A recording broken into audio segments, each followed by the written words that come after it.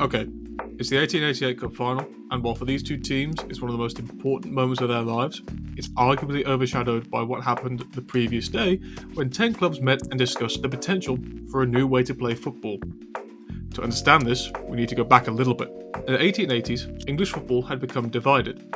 The FA Cup had been a competition that was originally won almost exclusively by amateur teams composed of wealthier players.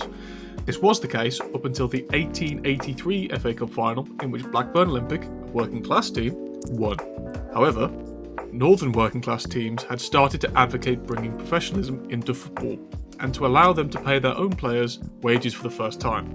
Some clubs in Lancashire, like Blackburn Olympic, had actually found jobs for their players and had supplemented their income with additional payments.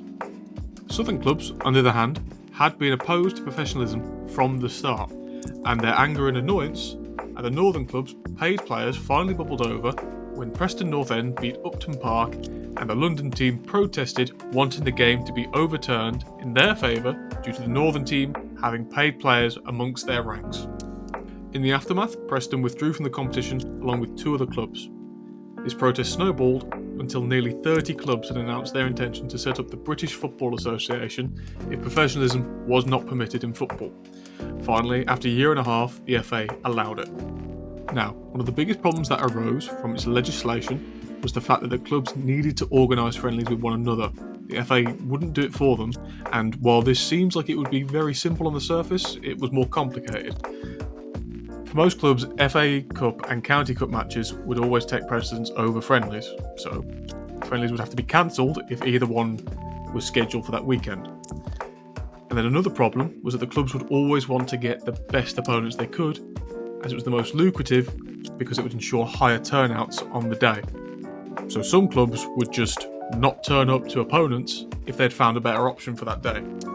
For some clubs, this meant that they weren't actually able to pay consistent wages to players as they needed ticket sales from friendlies to do so. And due to interference with the FA Cup, County Cup and opponents just not turning up, a lot of the clubs weren't making enough money. In one case, Aston Villa had seen their arranged matches cancelled on 5 consecutive Sundays, much to the anger of the fans and players alike. This caused one of Villa's board members, William McGregor, to finally take action. McGregor wrote to the directors of 5 different clubs suggesting that they create a league to allow them to ensure that their matches would not be cancelled due to outside interference. Which brings us to the meeting on the day before the FA Cup final, and while McGregor had only written to 5 directors originally, representatives from 10 clubs showed up.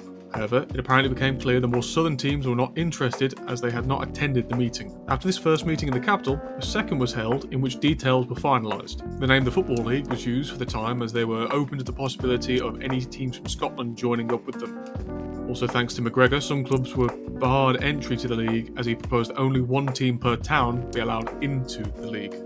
And that's it. After that, the league grew to accommodate more members and more leagues. The Football League went on to be the highest tier of English football in England until the split and formation of the Premier League.